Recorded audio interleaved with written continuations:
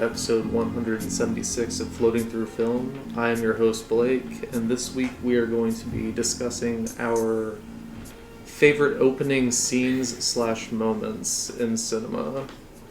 Doing it in kind of like a list format like we've done before, where it's the top 3 of each of our lists that get put onto the list of our top 10 canonized opening moments. But before we get into anything, let me introduce my co-hosts Luke. Hello. And Danny. Hello. And we are back after a little bit of a break because life got in the way. Dan and I became 2 of the most employed people of all time. You guys did. I mean, it was good to have a summer break too, you know. Yeah. After a vet, you know. Yeah, true. Yeah. Some long movies. It's just so awful. That's, so awful for you guys, you know. So torturous. It was a great series. But it's good to be back. What's another fun list of favorite opening moments? I mean, it's not drafts. It's a top 10 list. Top 10 list. Collective top 10 list. Yeah.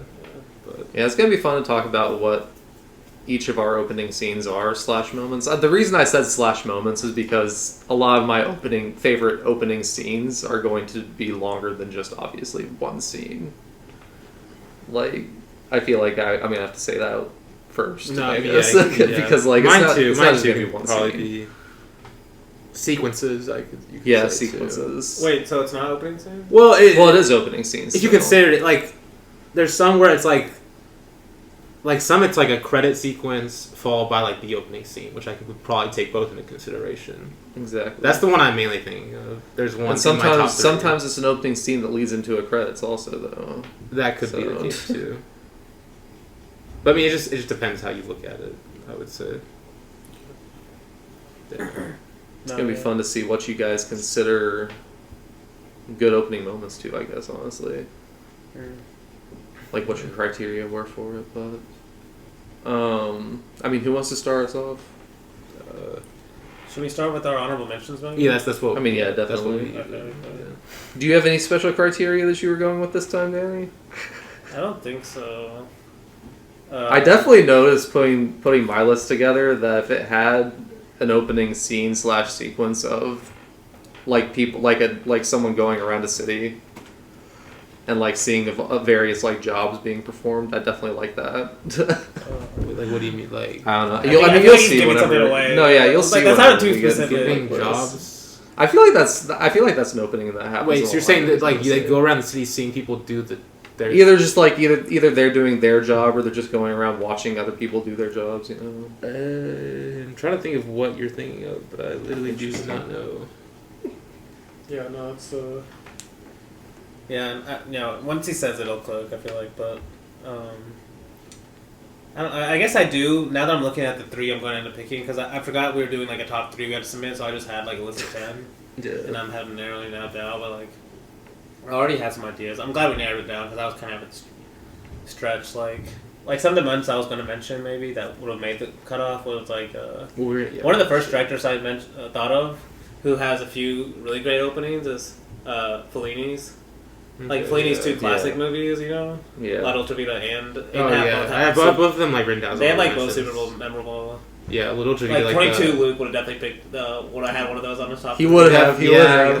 You know, he's not consistent like me. Like. Okay. I'm kidding. Yeah, gosh. I'm surprised you don't have one actually. Cause, what happened in my those stick out just until like they're just so memorable. Even you guys didn't even like Little Trivia that much, but like. But that opening. Yeah, it's like crazy. the flying. I even went Statue of watched Jesus it too. Just like the movie? Jesus statue, because I'd forgotten, like, because in my head I remember the Jesus statue, but I'd forgotten, like, they stop the helicopter and like show off to like the girls. Yeah, the helicopter comes back to them. Yeah, like, that's they funny. fly by. It's so funny. 8.5, obviously, with the dream 8.5, sequence with him like stuck in the car and stuff. Yeah. But I don't know what else. Do you guys have? One that like barely missed it for me was Les Plaisirs opening with the guy who's like the old man who goes dancing or whatever. Like just that whole sequence of like him going to the ballroom and like it's like this like elaborate crane like shot, or like it's like a kind of like a insane crane sequence shot where he's like going over the crowd and it shows him dancing or whatever, like letting loose. I talked about it recently for another list episode, I think, or talk about this. I think it was top 10 losers in cinema, that list. I talked about him, this guy being in it. But yeah, I love that opening scene. It's amazing. What about you, Blake? What's on there? I feel like a classic one was Modern Times. That one is definitely just an opening scene, basically, where it's just all the sheep. Oh, okay. Matched with all the people walking into the factory. Yeah, definitely. We've mentioned this a lot, but that one always sticks out in my mind. Yeah. One that we just talked about, this movie Charlotte has a great like 10-minute opening scene I talked about of like her just like kind of stuck in the house and just kind of like gives you all of her whole world just visually. Yeah. Especially like her using opera classes and stuff. I love that opening. Sure. And then also I had to give Bresson Large John's opening too, because like that whole movie feels like just like I don't know, like a train, you know, like it just like one after the other, like it almost feels like inevitable the way the images happen. So it's just like once the beginning happens, like the rest of the movie. What's like, L'Argent? What happens with like the boys stealing? Okay. Like after the kid asks for money and he doesn't get it. It's like the whole movie starts from that. Like this fucking guy getting going to prison for like a crime he doesn't commit with the fake money just because of the like that opening. You know? Yeah. Sure. Another one that kind of barely missed it for me was The Long Goodbye.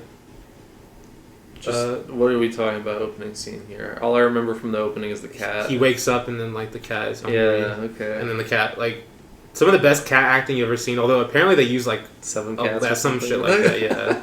A lot of cats to do it. No, it's so insane. Especially like if you love cats, especially like great opening scene. So yeah, it's just so insane some of the shit the cat he gets the cats to do and to make that so good. And it's also really funny because like the cat like it only like will eat a certain brand of cat food, but it doesn't have it, and then like when it like the cat won't eat the other cat food, he puts that cat food in like the brand of cat food, like tries to like trick the cat, and the cat still does like knows it's not it, and it's like hilarious. I did think about that one. Like every time I see like a person with a cat now in a movie, like at their apartment, like because Rivette has a few of those too. Yeah. I always think of that one. Damn. Yeah. Also, one that I thought of, like actually I hadn't remembered it specific. I remember like liking the opening, then I had to go look. Was My Neighbor the Yamadas with the just like the very beginning. It's like the girl explaining like their family tree or something. Oh yes, and yeah. It turns into the grandma's head. Yeah. I just love that. It just like kind of like introduces the art style too. And kind of what the movie's gonna be about. Yeah, exactly. Yeah. That was a great one. Rear Window. Like it's like no dialogue. Like he's just like moving the camera around like his all the different apartments, and then like his apartment too, and it's like all visual showing like exactly what happened basically, like but that shot when it's like going around the like apartment complex, you know? Yeah, and like it shows like it shows like pictures. It conveys the information that he broke his leg and like because he was like a photographer and like photographing like a high speed like car race or something. But like he'll show the pictures and he of like him photographing it, like the pictures he took. Yeah. And then it showed one where it's like I'm pretty sure it's like a car coming straight towards him, and then it like shows him sleeping with his cast on, like. I mean, you describing that, I have for the Charlotte notes, I had mentioned on the podcast that Ray had, he loved this opening scene too, where he said, like, he had a couple quotes about it, but he said it reminds exactly what you're saying. Like you said, quote, "The setting itself is a character. It must be established as carefully in all its details as any human participant in the story." Yeah. I feel like that's going to be like a theme of at least definitely one of my picks, but it's a good theme for a lot of openings where it's like the opening's not actually establishing the characters, more so it's establishing everything around them, you know, like the whole world. Yes. So it's like in Rear Window, it's not necessarily Jimmy Stewart, it's like everything you're going to be looking at for like coming up in the movie, you know. Yeah. Because like the setting is basically That's kind of what I meant whenever I meant okay. like people like It's like traveling making- around the city and seeing things, Okay. seeing people at, Yeah, yeah, at it's work. like Basically, that's kind the of what I meant by environment. that, yeah. But then one that I have that also there's another one that we've already on the podcast, so I'm not gonna pick it. But I probably would have. Is I love the Illusion Travels by Streetcar opening because it's also like a I don't remember that. just like a great framing device where it like starts like a documentary, you know, where it's like talking about like this is like the city of Mexico City. It could be any one of a million people's stories. And like they're all basically like all their actions are like moving towards a fantasy dream. Like it basically Wasn't that Los Soldados opening too? It might have something similar. Okay. It might, but this one is like it's like opening very documentary. Like this narrator's talking about like there's like the people of the town, and then all of a sudden like it's like we're just gonna go to this is just one story out of many, and then we see this whole movie. And then this one is also great where the opening and ending kind of mirror each other. Because then the ending also comes back to the same narrator that never is like in the middle of the movie at all. Yeah. He just comes back to the ending like if it's like a normal documentary or something, and he's like, oh, that was just like one story out of millions in this like small city of this city of Mexico City. Yeah. Because that's actually maybe that's another thing that I'll mention, and definitely two of my three, but maybe all three is like the opening as like a framing device too.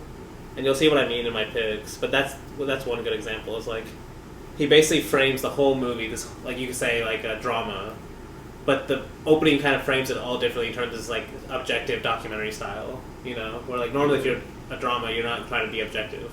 You know, so it's like he's like on purpose doing that, like contrasting like his opening based on the rest of the movie. And that's why he ends it like that too. You know, almost like take you out of the movie. Yeah. So you like view it differently, and like what's the character's like. Like how you view the situation in general. But also, have you seen The Hawks and the Sparrows? Yes. That has a great opening. Do you remember the theme song? The song, yeah. The theme song is. I went back and watched it. The theme song is literally just singing the people's names in the credits. Okay. And it's like great too because the ending is like the producer who risked his like position for the film and his like name is like Alfredo Beatty, and he rhymes it with Pasolini, and it's like the director who put who risked his reputation for this movie, Pasolini. You gotta hear this. You have to hear the song. It's it's memorable. Because I don't want to sing it now. I'll just butcher it so bad. Yeah, I want to see you try and sing that. Yeah. He's done it it's before. it's so great too. It Off gets you mic a the lot. like the Alfredo. Do you remember that part? Yeah, let's not sing it Okay. actually. I might use that for the opening, honestly. It's a great movie too, It's a good movie. but it gets you in the fun mood. I don't like how you said that. It's a Yeah, good movie. it's solid. You do that all the time. That was what did you give the Cowards 4? I feel like I probably did. Yeah. that was that good. You said it was like a Cowards 4. I still don't remember much from it, to be honest. But Oh, it's a perfect movie. Oh, what Pasolini calls his best too, or his favorite. yeah. Blake hasn't said anything for a while. I don't know if you- Well, What yeah. else you got on your list? So one of them is Collateral, which I think definitely goes with my environment building, kind of like just driving around the city, because that just opens with a Oh yes, his drive. yes sir, And then because it's where he's it's like looking at his like paradise. or yes. whatever. Well, it's also just like he comes back to it multiple times in the movie. Michael Mann does, where it's just like looking at the city like it's a grid, kind of how obviously like a taxi driver would see it. Yes. Yeah. No, I love that opening. I remember talking about whenever we did that episode. That was years ago now, but Well, and he comes back to that. Just like I also love that he comes back to this. I guess you call it a motif of just him driving in the city at Yes. night, which is like a big part of the movie, which makes it feel like a nighttime cab driver in general versus like just those shots in general really put you in the movie. That's a really good thing. Okay, I have. When I was thinking of I was going through different directors I love for this list. There was when I thought of Jacques Tati, there was one movie that came to mind. Do you guys know what I'm thinking of? Is it Monster Hula? No. Parade? No. Damn, come on, y'all. Playtime? No. Well, no. I mean, obviously. Playtime's is great. It's my uncle's one that came to mind for me. We just we didn't have that many picks. It's not I know, but I'm surprised you guys you guys go to every other movie. Yeah, you didn't say Traffic. I don't even remember Monocles. The dogs running from old Paris to New Paris. Okay, that's pretty cool. It's the group of dogs, and it's funny. Better than Playtime. See, that's another thing. The dogs come back at the end too. That too. Yeah, it comes full circle. Yeah, it's damn. Better than Playtime though. I mean, Playtime's obviously very good. It's just Monocle's the one that first came to mind. Do you remember? This is one that almost made the cut for me. 24 frames. What? 24 frames. Kirasami's. So do you remember? Do you remember the opening? I haven't seen it. You haven't seen it? I haven't seen it. Oh! I was like, fake wait. fans! Holy shit! Fake fans. Bro, do you think I've watched Damn. movies in the past 3 weeks, bro? Come on. You think I watch movies? I can't believe you haven't seen it. That's crazy. Kirasami's. Okay. You cannot compare me to him though, in terms of who's more. Wait, have you seen Kirasami? No. He hasn't seen Close Up Through the Olive Trees. Okay, fucking. yeah, that's crazy. Tasting That's actually Cherry. crazy for you then. It is. Okay, but You're probably oh, it's too you saw the word experimental. No, I'm just. I'll skip that one. I'm just I'll skip the back. It's just hard for me to watch movies at the moment. I'm sorry. But I'm saying even when you were watching movies, you skipped Even then, when there's you just were so many. when you were watching There's so Kirasami, many. you're I'll skip this one. No, I just kind of got distracted somehow. Don't blame No, but me. either way, I'm just kind of kidding. But it's a great opening because Kind of. it's called 24 frames, and it literally is just it's actually 23 pictures he took, quote unquote, that he took. 23.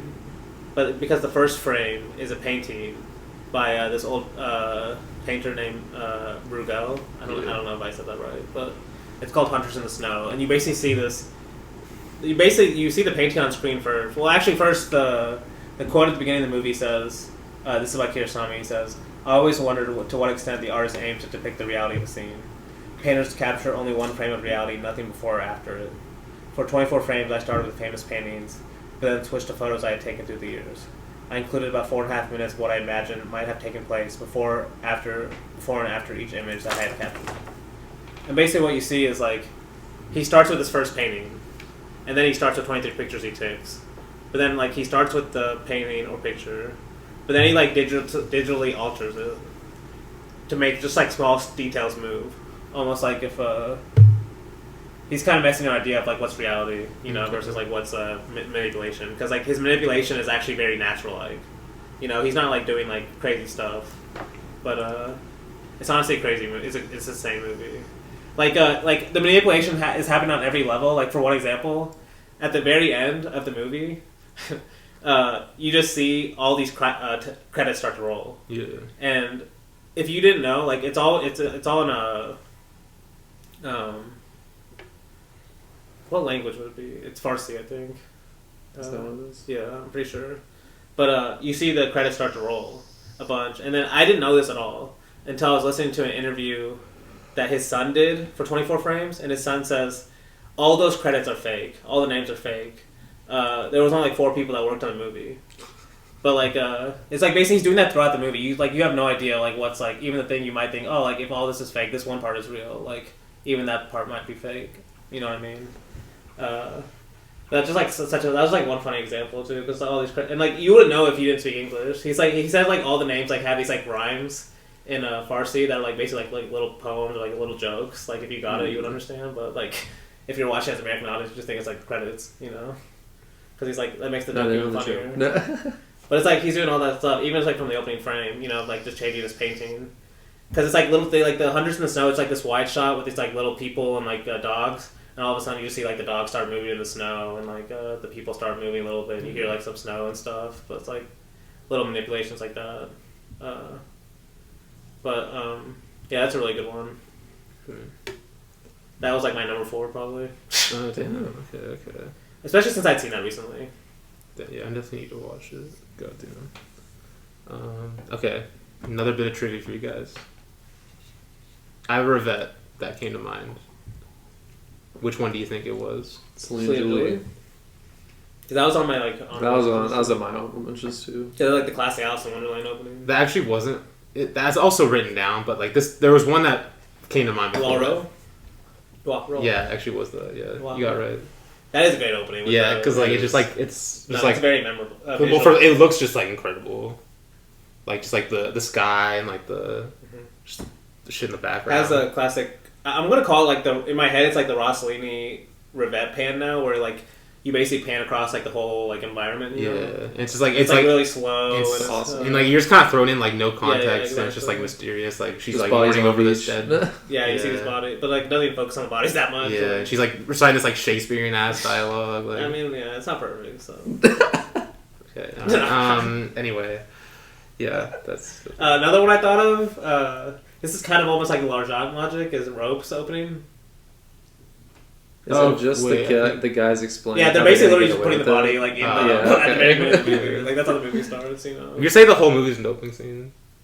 It's all in one place. The same because it's like one, just like yeah, it's like one continuous. Like so, it's just like the whole movie is just the opening. Yeah. But it's also the closing at the same time. There's no beginning, no end. You know, that kind of thing. Yeah, no, those. Have you guys seen Fantasia? No. Well, when I was a kid, that one's a great opening too. Have I seen it? I actually don't. Because it doesn't even start with animation. It starts with like a live orchestra with like these like shadows and like lights. I think when I was a kid, I think I watched that in Disneyland, but it was like the 4D shit where like they would like spray water at you in some points and shit like that. And you might have watched 2000 Fantasia. Because there was one where like it was like a mop. Because the guy was like a mop or like a mop bucket or some shit. Maybe. Isn't that part of it? Well, there's a 2000 Fantasia too. So you might have watched that one. What's that like? What's the difference? I haven't seen that one. I've only seen 1940. That would probably be the one. I think it was the... What's the... Like, is there like a big difference? Yes. They're totally different movies. But I'm pretty sure... Walt Disney made the original. Pretty sure it was the original. I think. I would need to like look see, as a kid, you might have thought, "Oh, this looks so old," and you might have still thought, "Yeah." You know what I mean? Like, that's the thing. Yeah, it was literally. That's so people long now ago. watching a 2000 movie. When like someone's like, "Oh shit, a movie from 2000, like the old as fuck." It's like, wait, like in my head, that's like a brand new movie. You know? Yeah. After you like watch it only like movies from the 1940s or something. Yeah. Land we were born before 2000 day. That can't be old.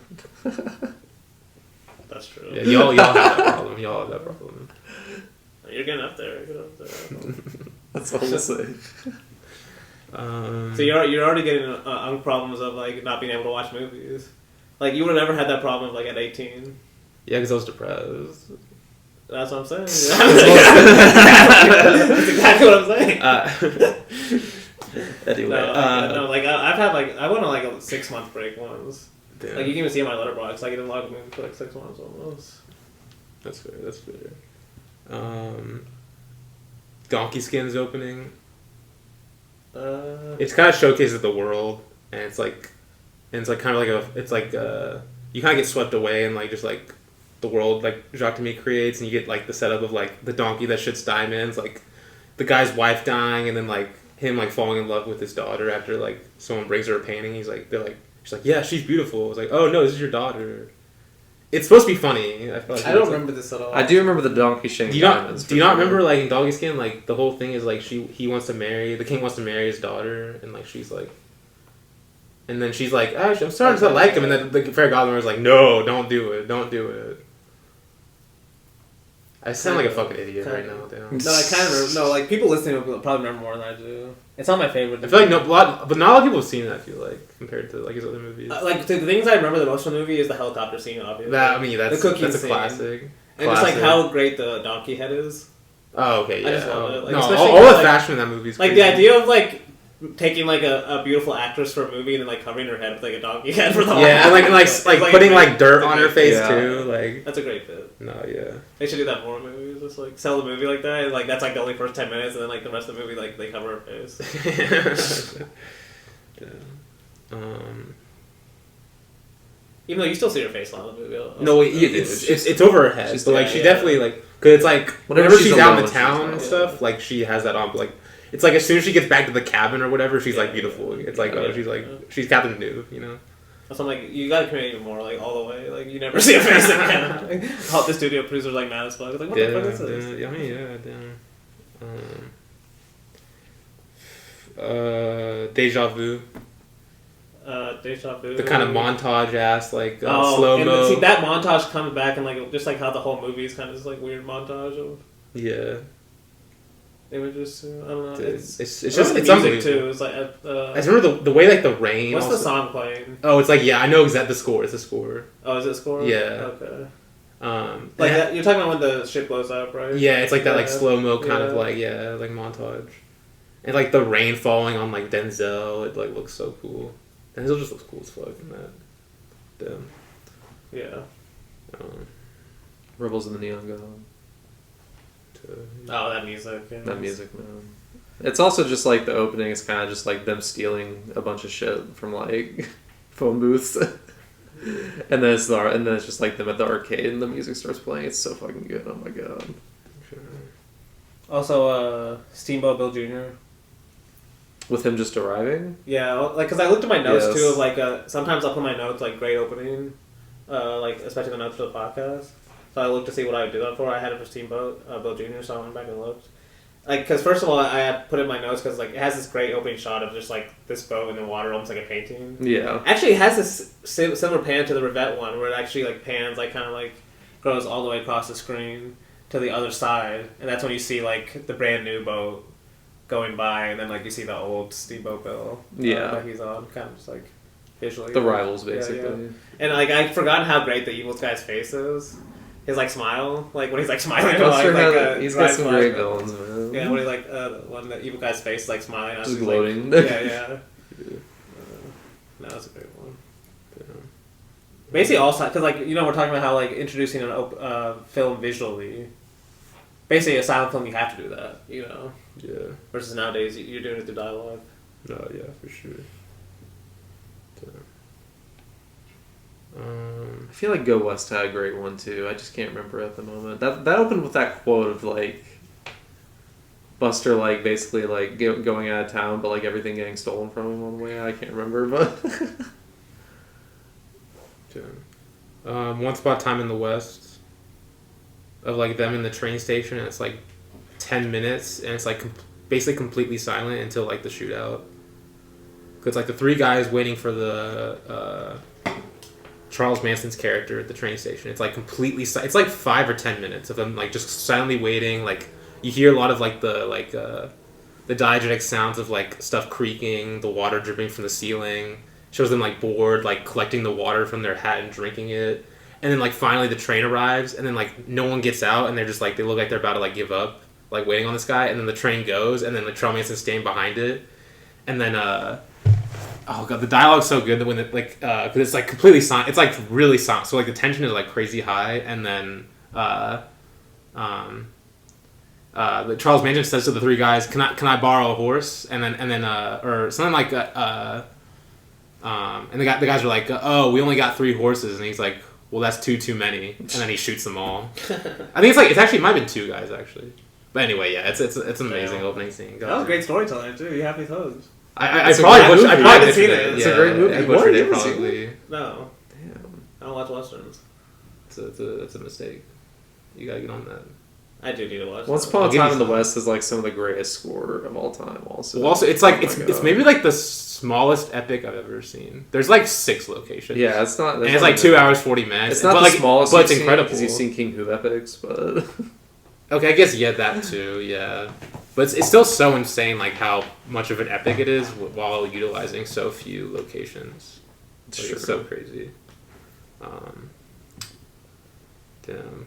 Should we start a list? I mean, there's one more I can I'll mention, but I'm pretty sure you're gonna have it as one of yours because I was waiting for you to like say as your honorable mention. You haven't.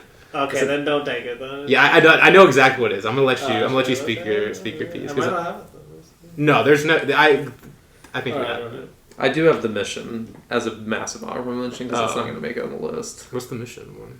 It's just that one's literally just limb suit like walking around the city, and we see like kind of all the guys like very shortly like doing their jobs at the very beginning of the movie, the score, before we actually get introduced to them fully later on in the movie. So, Okay. but I can't choose that one because I think I'm gonna have another. Actually, no, I could choose that one. I don't know. Oh, never mind. Also, one I would have also considered on my list, but I know you guys haven't seen it. Is this movie called Esteban? Esteban. Wait, you watched the movie called the one that Scorsese project? That Indian movie that the Scorsese project remastered. We watched one time. They had the Aravidan. Yeah, Aravindan. Yeah. Govindan Aravindan, the director. His another movie he has called Esteban. It's just like it's like this like seafaring town, and it's about this kind of like the reason why I'm mentioning this because the opening is like this. It's about this like kind of like saint like figure that's kind of based on like the story of Jesus a little bit, but he's more like a saint where he just like he goes around to different people and almost like the movie's about how like how the villagers react to him and stuff. But the opening of the movie is so good because all you see is like this out of focus shots on this like lights hitting the ocean, and then slowly the camera zooms out and you just see this figure walk out of the water and like silhouette, and then like he just starts walking, and he's holding like this like these like bells, and he just like walks out of the water towards the camera as the camera gets more and more out of in focus. Yeah. And that's basically how the movie starts because he's like basically this like like I said like this Jesus like figure and then the movie ends too. He goes back into the water at the very end. It's so good. The movie I watched, like it's like so blue too because the whole movie has this like very blue like color to it. I just remember the movie that I watched. It's Kumati, right? Yeah, Kumati with the kids and stuff. And like the animals. I really like that one. Don't they like turn to animals or something? Or like the animals turn to kids? Yeah, something like when they're in the forest. Some arrangement of that, yeah. No, he loves these kind of that kind of like intertwining of like myth and reality and like spirituality and stuff. I love him. Honestly, just like thinking about this, like made me want to back and watch it because I haven't seen it in a few years. But also, he's so good with color too. That's what I'm saying. Like the blues and I remember the color are so great. Being good in the one I watched. Yeah, that's basically all I had. Honestly, I didn't mention all of them. Except for my 3, honestly. But I'm curious what if I don't have the one you're talking about. Well, I'm gonna bring it up because I have the one I think you have. I have another movie by that same director in my top 3. Okay. Do you think I know what it is now? Or? Yeah, you might. Okay. Yeah. I'll go first for my top 3. Okay. Because earlier I just said I don't like westerns. And I was kind of making a joke because one of my 3 is a western. Wait. The Man Who Shot Liberty Valance. With the opening. What's the opening scene? With Jimmy Stewart and his him wife. getting robbed? No. Oh wait, no. Okay, no. Okay, yes, There's I know. actually a scene right before that. But you can actually kind of add. Because I forgot. Because I mean, technically, chronologically, in the like, if you're, it's the beginning. But yeah, I know what you're talking about. Because I forgot about what I mean as framing device too. Device, yeah. Like similar to almost like the Buñuel one, but this is like still kind of in the narrative. But it's like basically putting the whole movie into memory. Yeah. Instead of just starting with like live, like just putting that one scene there, and then also it plays on the title too. Because like I was thinking about this, like if you're watching the movie for the first time, you just think, oh, he's going to be the man who shot Liberty Valance. Yeah. But this whole movie is like kind of about like the interplay. Like, is he the man who shot Liberty Valance, or is like that's just what the public thinks? You know? So like, well, you've seen it too, right? I haven't seen it, so. Oh shit! Okay. It doesn't matter. But like basically, the movie kind of there's these 3 characters that kind of in a way they represent kind of like good, evil, and then kind of some type of in between. But in a way, like that's what's introduced as, and then the movie goes on. It kind of becomes intermingled. You don't know which. Yes, exactly. They become muddled, I guess. They're the way you view them. And then especially and then even the opening scene kind of like still plays on that because like he's still seen as like a really good guy. He's the politician, very popular. Even though he's still getting beat his ass kicked at the beginning of the movie. Too. Yeah. But it's like kind of funny too. Yeah. But no, I love it. And plus like Ford loves like kind of framing his movie with this like memory aspect. So instead of just making it all live, like you're kind of framing it to where you can kind of make it more just about moments and stuff. Like sometimes it's like and like how green is my valley. It's what is that movie called? How green was my valley? How green was my valley. See, instead it's was. That's already played memory. But it's like this little kid, or it's this adult now recalling his life as a kid.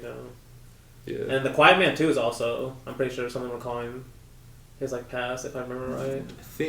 Or there's no, that's isn't that in the middle of the movie? It's something like that. Because there's that like crazy like he gets like knocked out or something. Like and it's in the middle of the movie. Okay. And it's flashback to like him in the boxing ring because that's like that sequence is incredible. Yeah. Oh, I love that sequence. Yeah. Oh my god. It's just like it's so shocking all of a sudden. Yeah, no, you're right. Yeah. No, this one's my favorite. One of my favorites too. Mm-hmm. Also, I mean, I have to bring it up because you didn't think I was gonna bring it up, but it also reminds me of The Dark Knight too. That ending, because I'm pretty sure The Dark Knight specifically stole the idea of like being a hero and like to the public versus like the truth. You know, playing on that idea. Yeah. Because like I mean, this one obviously does it better, but I mean, I like The Dark Knight too, obviously, but. I'm surprised it's not going to be in your top opening scenes. Honestly, damn, I didn't mention that in Honorable Mentions. You didn't. No one loves. I left it off all the fucking time. I left it off mine because I thought he was going to bring it up on his. So.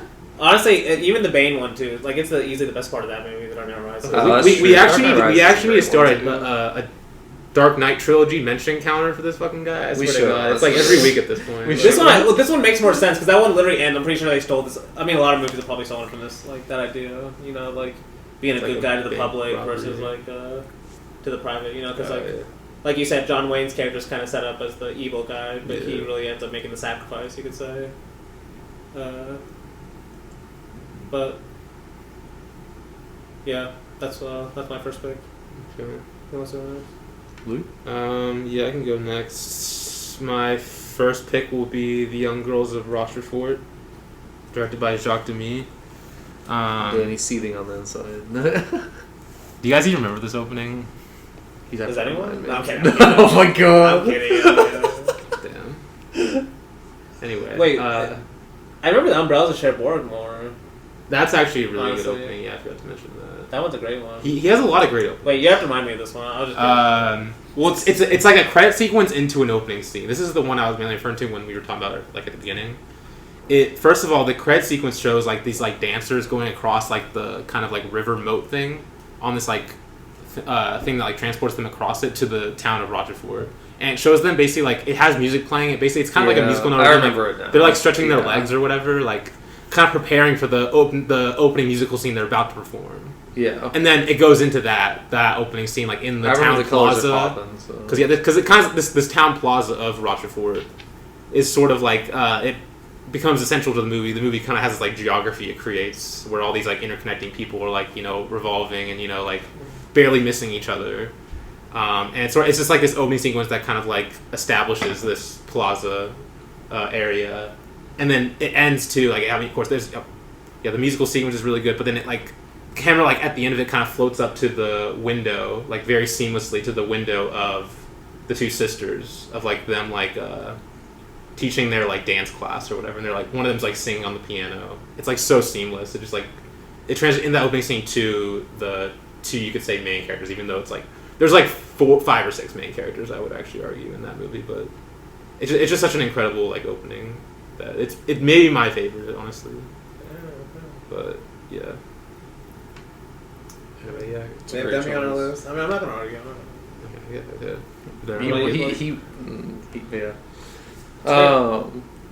No, my first pick is gonna be I think What Time Was It There.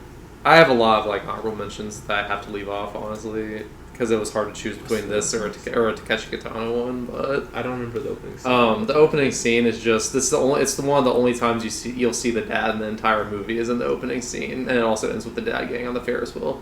But it's just him looking for Kong and like shouting his name in the house. Oh, yeah. It's obviously it's probably like 2 minutes of him just like wandering around before he like sits down on the table. But then it like cuts to Kong. It's kind of short for side. Yeah. He goes and smokes a cigarette outside too. Yeah. It's like Oh no, he doesn't leave the house, but the general vicinity of the house, like he's always there. But then it cuts to Kong with his dad's there and going through a tunnel, saying like, "Dad, you have to follow us," like because he's taking him to the funeral home. So.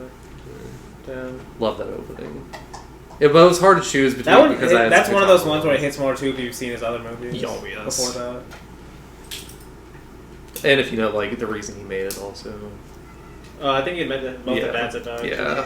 Too. Yeah. It's really I don't know. What Time's It There is so good, dude. Like damn. Yeah. Talk about a movie I need to watch again, honestly. Haven't seen it since 2023. 2024. soon. I watched it last year again. I think I watched it for New Year's at the beginning of 2024, so like January 1st, 2024. See, that's a great movie. Yeah, that'll be a good one to rewatch. Always. But that means I'm leaving off A Scene at the Sea or Kids Return, because those were very close to being on my list. So you should have mentioned those honorable mentions. Damn, yeah. I mean, I the only reason I did is because I was still debating on which one was going to actually make it. So I was like, it has to be Psy. You like made up your mind. Though? Jesus Christ. We still have 2 more though. Oh, they aren't going to make the last okay. two. Okay. Those first 2 were set in stone since we had. So you were debating the third one. Yeah. Okay, I see. All right. I guess I can say my second one. Opals, Laurent. Okay. Do you remember that opening? Is it a narrator? Okay. Narrator where he's talking about like in the round. I have the quote too because like it's like one of the like it's like this is another good example of like a framing device. This one's like a separate narrator. It's almost like a Boone Wild separate narrator where he's like kind of like keeping you outside the story. Yeah. But he's like kind of sarcastic about it, but yeah, it's like loving too because you know how the movie's basically kind of about this like desire of love. This like circle of desire almost. You know how like desire travels, I guess. But then like the narrator at the beginning says, "I am you. That is any one of you. I'm the personification of your desire to know everything. People never know more than one side of reality. Why? Because they only see one side of things. But I see all, because I see," and he says, quote unquote, "in the round. That allows me to be everywhere at once. Everywhere. But just where are we? On a stage? A film set? One doesn't know anymore." It's like a great opening, because then like that's basically like the whole movie. Like he's on a merry-go-round too, like as he's walking. I don't know if you remember. He's like walking on this like film kind of set. He like gets on a merry-go-round at one point. I didn't think it's after this. And then if you at the very end of the movie, it comes back to this narrator, and he's like walking from the other side of the screen. But it's like the same like film set of like where the last story ends. But yeah, it's great. Okay. I always remember that. I need to rewatch it, but alright. Second one I have is a Lubitsch, actually. I don't know if you guys know which one I'm about to pick. Any guesses? Smiling Lieutenant. Yeah. I don't know what. I don't remember what. Okay, you what don't even remember the opening scene? Is this when he gets in I trouble? think that's. No. Well, with his tailor, yeah. He gets in trouble with his tailor. It shows his like it's such a beautiful, like just a brilliant like Lubitsch type scene where like it shows like his it's like it's shot. It's just like his camera is you're seeing the door to his like apartment or house or whatever. And it shows a guy his tailor going up the stairs to like deliver a bill. Because apparently he's not paying his bill, and like he tries to like ring the doorbell, he doesn't answer, and like the tailor places the bill on the door, and like has the funny like it shows like he hasn't paid his bill basically to his tailor in like a while, like it's overdue, and there's like the Shakespeare quote on the bottom of the bill that's like he who does not pay his tailors in the summer shall freeze in the winter or something like that. And then the tailor leaves, and then like immediately after a woman walks up and rings the doorbell, and immediately he comes to the door and lets her in, and it's just like a brilliant like funny ass like this is the type of like the guy we're dealing with, but he's like you kind of love him for that. You can also count like the opening sequence too, where he's like it's the opening song where he's like it's like the army kind of like musical number, but it's obviously about sex, like that classic. Isn't he just like winking at all the girls in the crowd though? That happens in like that song. that happens in the movie like later on because he gets in trouble for that. Okay, that's when he had to get in trouble for. Because like yeah, he's winging at the girl, but then like the princess or whatever is immediately like in the carriage driving by, and then like it becomes like a whole scandal. Yeah. Like because you see it in like the newspapers, like all the newspapers and stuff. It's so funny. God, what a movie! Amazing movie. Been a while since I watched it. Yeah, my favorite Lubitsch. It's a good low key pick, honestly. Okay, Because that's a good way to introduce the character, like, despite his actions. Yeah. Kind of like random moment. Yeah. It's just like brilliant way to do it. No, but yeah, that's my pick. Second place. I mean, my top two are probably going to come as no surprise, but my first one is Full Contact. I'm honestly still trying to think of why these are going to be my first two, because they do share a lot of similarities, like the opening scenes, and I think one reason is just because, like, they hook me. Like, these opening scenes just hook me, and then they, like, the movie gets better continually from there. I don't know. But it's like Full Contact, like the opening scene of Full Contact, if you haven't seen it, it's just like, I feel like this has influenced so many action movies that came after it, honestly. Probably a lot in a bad way, but like this one is just like, it's just an opening heist with Simon Yam and his crew. But it's just the way Ringo shoots it, how cool everyone is, and the, like, I don't want to call it a score because it's not a score, I guess just the sound of a clock ticking in the background. Of just like, you know, shit's about to go down like immediately from the opening scene. It's just like, it's insane, because the opening scene lasts about 2 minutes, like a 2-minute long heist, and then it cuts to just like them driving off after completing their heist of getting these like golden Buddhas or whatever from this jewelry shop, right to one of the coolest songs of all time, played at a nightclub, and then you just see Chow Yun-Fat. I don't know. It's just like. It's an amazing opening, and the movie only gets better from there. So I don't know, because like my first two or my top two are gonna have some similarities in their opening scenes. So I feel like I already know your top. I mean, yeah, you probably do. It's obvious. Oh. Yeah, I don't think I know what it is. you probably do. You'll know. You hear it. Oh wait, actually no, I know what it is. Okay. I guess then you go first. Your number one. Oh yeah, that's true. I mean, my number one is Better Tomorrow. Yeah. So like a Better Tomorrow. This one's like 8 minutes of fucking just straight awesome. I think I'm pretty sure it's about 8 minutes. Like the I don't even remember the credits. opening scene from that. Well, it's like it's the opening scene is just. Oh wait, it's the montage. Yeah, well, that's the opening credits. The opening scene, I guess, is just like T Lung waking up after like seeing a dream, which that's part of why I consider this opening credits, because like that's kind of what the movie's gonna be about a little bit. But then the opening credits happen, where you just see Chow Yun-Fat on the side of the street getting picked up by T Lung, and then it's just like you basically just get the introduction to their world and kind of like what they're doing. And I mean, I've seen it a lot, so I know like all this shit. Like we're gonna be coming back here later. Like you're gonna be coming back to this place, and like all the stuff that you're getting shown is gonna be kind of, like actually kind of important later on. Which John was great at that. Like he's great at that in his opening scenes, because I could have easily chosen like Bullet in the Head, because I distinctly remember us talking about on the podcast how awesome the opening scenes were in that. I actually, honestly, I was thinking of Bullet in the Head too when you're. Because there's just so much information he puts in the opening credits slash sequences that. Are relevant to the movie. But like melodramatic the rain is with them riding the bikes and stuff. So good. That's like in a good way. Yeah, especially since you know like how the rest of the movie's gonna go. This one, I think a score plays a big part into this one though, also obviously, because like the score is just playing in this the entire time. It's just Chow Yun-Fat and T Lung just being cool as hell. So Counterfeiters. Yes, no, that is an all-time opening. Can I guess what yours is gonna be? Yeah. Is it The Trial? Nope. Damn. You didn't have that? You didn't mention that at all? No. After how much he plays that scene? You say it's like the best thing. But it's one of those things. I didn't want to like hype up a like kind of mid movie just for how good they were. No, I'm kidding. It's a solid movie. You know, like how you said for don't even try to justify this. What was the one you were like? Oh yeah, it's good. Earlier. Why am I forgetting this already? I don't remember. Yeah. I was so sure you're gonna have that after you didn't mention it. I was like, you always talk about it. No, like, every time it's even brought more up. obvious than that. It's not a way better movie, but it's like I've called it the perfect movie before. Playtime. Oh damn! Opening a play. That's why I didn't say anything earlier. I was defending the shit out of this movie. Like, why is Danny not saying anything? Not defending, I guess, but like wondering why Luke didn't. Because like the opening scene is like literally so good with the airport. It is. No, it's amazing. incredible. Yeah.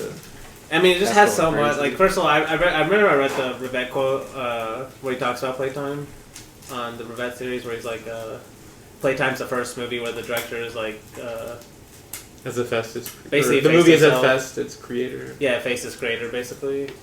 But he's like saying that as a positive thing. Like, we're basically like because there's a similar quote where Rosenbaum has talked about this a lot, where basically Tati, after he made Hilo's Holiday, he got tired of Hilo's Hilo. He didn't like Hilo. Yeah. He saw Hilo as like basic commercial necessity to get his movies made. Yeah. And so, when you look at it in that context, Playtime. This is why he saw Playtime as his perfect movie, or his best movie anyway. Is because of stuff like the opening scene of Playtime where there's no Hilo. Yeah. There's basically like, in a way, there's nothing going on, and that's why it's like perfect. Because He is trying to trick you though, because I thought there was Hilo in the opening scene. Well, I remember that's bringing not it up. Hilo? that's not the opening. No, there's fake. There's fake. Well, unless you're saying the whole airport is the opening. Well, yeah, I guess. I'm That's talking what about the saying. opening, like The shot of the shot with the old couple in the waiting room. It's like the waiting room. There's a lot. It also goes. The camera also goes a little bit around. Yeah. You see that's when you see the tourists walking on Yeah, the yeah. escalator. Basically, all that opening. Because that's whenever you see the fake. Yeah, Hilo you do for see- You do see the first fake time. Hilos then too. Because he No, faked 'cause me out. even in that first shot, there's like 10 jokes you can like spot. But that's what I'm saying. It's Yeah. like, but also this is another thing. Like, there's no focus point too. Like, Yeah. like I remember there's the other great quote where there's like, Playtime's the first movie where you could not only do you have to watch it different like rewatch it, but you have to watch it from like different places In the theater, to yeah. really get it. But it's like it's so true, especially if it's on a huge screen. Like you could literally just watch like one corner of the screen. Like, oh, I'm just gonna watch the right side of the screen or something. This whole movie or something. Yeah. You know, especially for these like wide shot moments.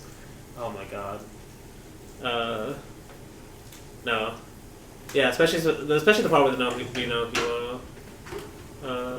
Like just like one of my favorite jokes is like I never realized there's a baby in front of the old couple too. Like the first few times I had seen it, there's always that baby with like the nurse walking by. Yeah. But you're not sure which baby's like making noise. Yeah, yeah. Well, you also Actually, she's not.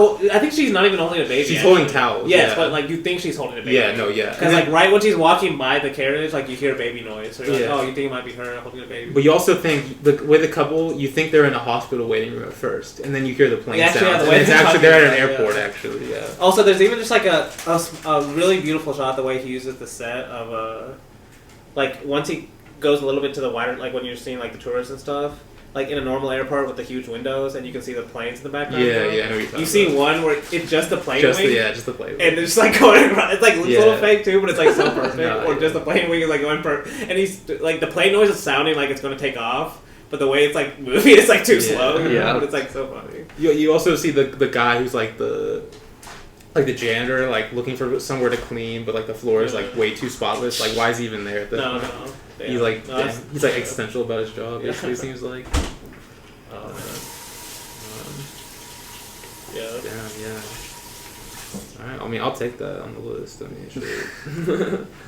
No, the trial is a good one though. Yeah, I was surprised That's a you great didn't one. because I have a different movie by Orson Welles as my last, Oh. pick, my third pick. Which one? No guesses. Or? F for fake? No. Actually, you aren't gonna get it. It's Magnificent Ambersons. What was that reaction? I just don't remember it. It's like kind of even hard to honestly. It's hard to describe because it's basically like a classic like Wells narration, where he's basically introducing the family of the Ambersons and kind of like their history, but it's like so poetic and like. Yes, I actually do. But he's like doing the thing where he's like commenting on like action happening on the screen, where he's like showing like her routine or whatever, and then like showing it's like he's cutting throughout history and being like, oh, like here's how the fashions change in this time. It's just like a perfect like classic like Wells narration. Like F for fake like montage. Yeah, it's like but it's obviously it's more narrative here. Yeah, yeah. Because it's like early Wells. Or it but- becomes more narrative. What? The rest of the movie. It's like a trial situation, I guess. We lost the footage, dude. It's not Orson Welles. Okay, man. That is it's true. still That is incredible though. Like in my opinion. I do need to rewatch. I don't know I if love it's him. I just like incredible. making. Wells is the classic director that I like. Like I maybe don't love him quite as much as other people do, so just that alone, like, will get people offended. I also don't know if Magnificent Ambersons is incredible. But I do really like. It's like it need is to watch butchered, it but like uh, in a way, like some of the ellipses that the butchering creates still kind of are very affecting, in my opinion. But yeah, no, It's been that's forever since I've seen it. So. Magnificent Ambersons can't is speak an to amazing opening scene. And then Honestly, I'm now, glad we got a lot that we didn't do on the podcast. but we still are not done because we still have to figure I'll out the pick our 10th one. one. We gotta decide on that. Do we have any nominations? Okay, so of all the honorable mentions we mentioned, what would one like would have been all three? Rear Window is one. Oh wait, actually, I'm surprised you didn't mention Jules and Jim. It's just been so long. I haven't seen that since we did the podcast. Damn, you like love that movie. I know, I do. Damn, fake fan. Wait, what's opening of that? It's like the fast narrator talking about how they became friends. Yes, yeah. No, that is a great one. So Rear Window is the one I know we all like. I'm pretty sure. I would love Kids Return, honestly. The Fellini ones too. That you meant, like Little Trevita 8.5 are good ones. Honestly, Rear Window might be the one like would probably be on 1-3. I feel like. Yeah. Yeah, I mean, we just do that one. I mean, does anyone else have any, like, I don't know, like... I'm trying to think, like, because all the ones I picked, I don't think you guys have. Maybe My Neighbor's Yamatos, but, like, Luke hates that movie. I don't hate it. I just haven't watched it since, like, forever.